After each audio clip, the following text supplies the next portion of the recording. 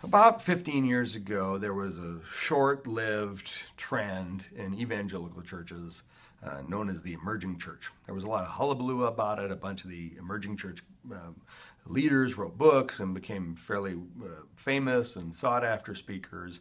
And then the whole movement kind of flamed out and disappeared for a variety of reasons that aren't important. But I'll tell you that I got very excited about that when I first learned about the emerging church movement.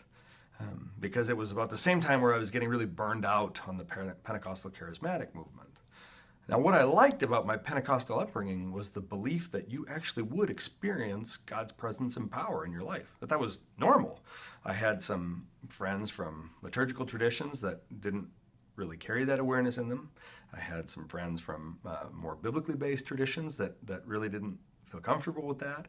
But the emerging church really celebrated experience and wanted to court it. And so that was the point of attraction for me. Now, again, there's no group that's perfect, and all kinds of groups have flaws, and maybe someday we'll have the privilege to talk about the flaws that I perceive in either the emerging church or the Pentecostal charismatic movement, and maybe someday we'll talk about my flaws, which would probably be even a longer discussion. But the point is this: I think we ought to experience God when we come to church.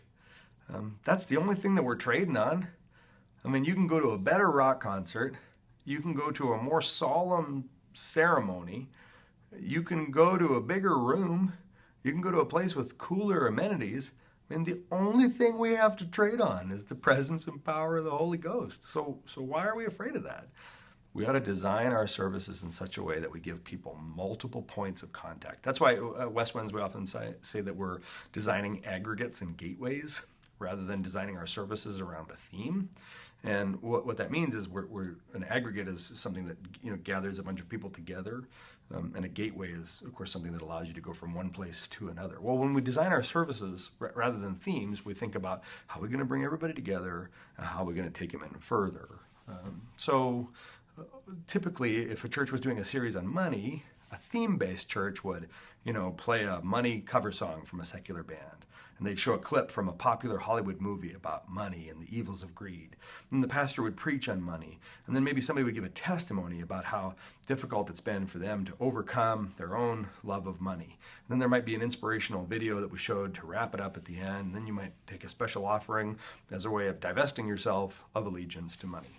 None of that stuff is bad. Unless you're newly divorced and you can't stop crying, or you're a recovering addict and you're jonesing for a fix halfway through church, you can't even think about money. What if you just got robbed? What if you just gave money to a TV preacher and he stole it? The truth is there's lots of reasons why a service that's only about one thing could feel really bad to anybody who cares about anything else deeply. So rather than services about one thing, money, sex, family, studying the Bible, we make our services about a bunch of things. No, that's not true.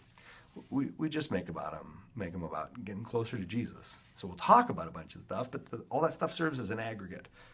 We'll talk about sex and money and family every week because that's stuff we all deal with every week. But we're not going to focus in and zero in on them real heavily. We're going to focus in on Jesus real heavily and bring everybody together like an aggregate, and then take them deeper with Jesus through the gateways of worship or media or whatever else. But it's a philosophical shift, and one that, of course, sparks a lot of creative change.